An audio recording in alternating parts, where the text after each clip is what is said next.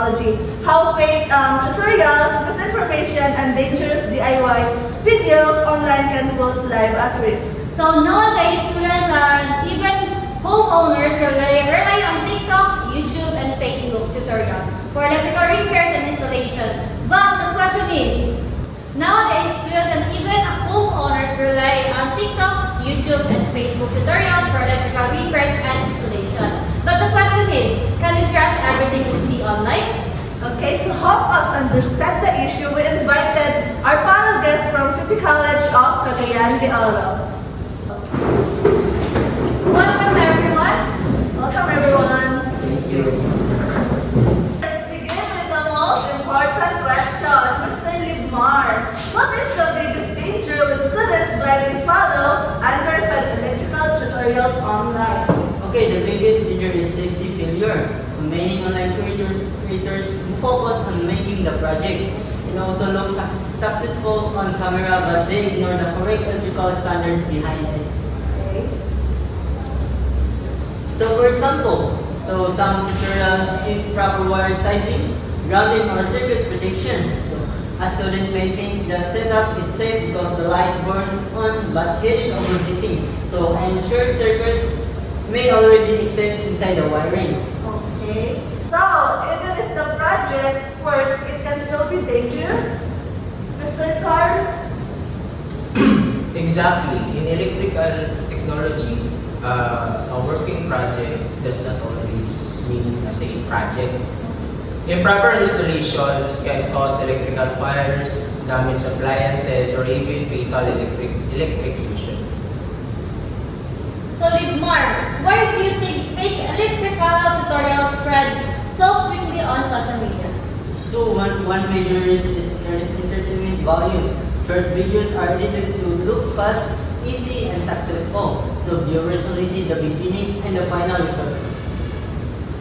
So social media can make unsafe work appear professional. What they don't see is our hidden mistakes of loose connections, overheating wires, or missing safety devices. So because of editing, viewers assume that method is correct. So social media can make unsafe work appear unprofessional or professional. Yes, some creators prioritize views and viral content. So instead of technical accuracy, that's why students must learn to think critically before copying an online tutorial. So, Mr. Carl, when watching an online electrical tutorials, what is the first warning sign that tells students the video may be unsafe or non-standard? So one major red flag is the absence of standards electrical rules. Professional electricians always mention proper wire size, breaker ratings, grounding, load computation, or safety procedures.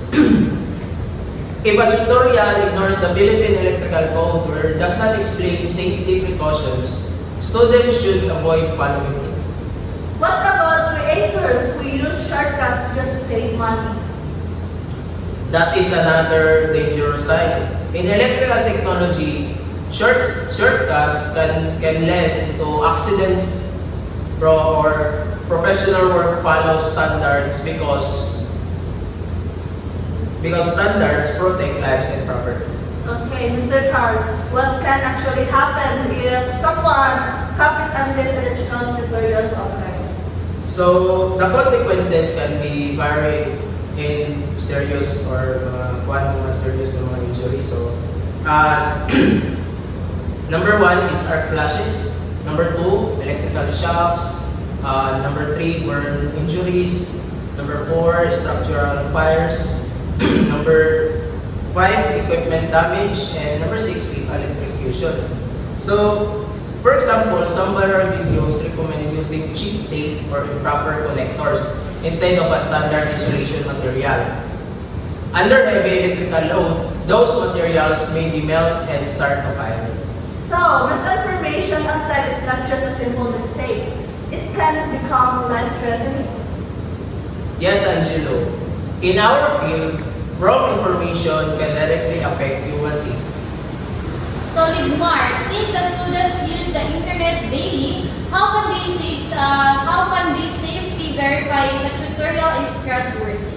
So we can teach students to use the SWBS verification method. Oh, interesting. Can you explain each part? Of course. So the first is check the creator's background. Are they a licensed electrician, artista, certified instructor, or experienced professional? So warning checklist. So look for a proper personal protective equipment or PPE, so such as insulated gloves and safety boots. So and also verification process. So compare the tutorial with textbook. Test the modules and official electrical standards. And the last is standards comparison. So always check if the procedure follows the Philippine Electrical Code or PEC. So that's very practical guide for students, right? Yes, students must understand the verification is part of professional responsibility. So, Mr. Rosal, how does using podcast and digital discussion improve learning and technical education? Well, Angelo, podcasts and digital presentations make students more active. They are more active learners, and instead of memorizing information or like students analyze and evaluate what they see, what they are seeing online. And this method develops critical thinking, communication skills, digital literacy. Students become more responsible in identifying safe and reliable technical information. So, technology itself is not the problem. It depends on how we use it. Exactly. Technology becomes helpful when students use it responsibly and critically. Okay, before we end, I'd like to ask everyone for one short safety reminder for our listeners. So, you first, Mr. Carl. So, a safety reminder to all of you, everyone who is watching this podcast. Always prioritize safety over convenience.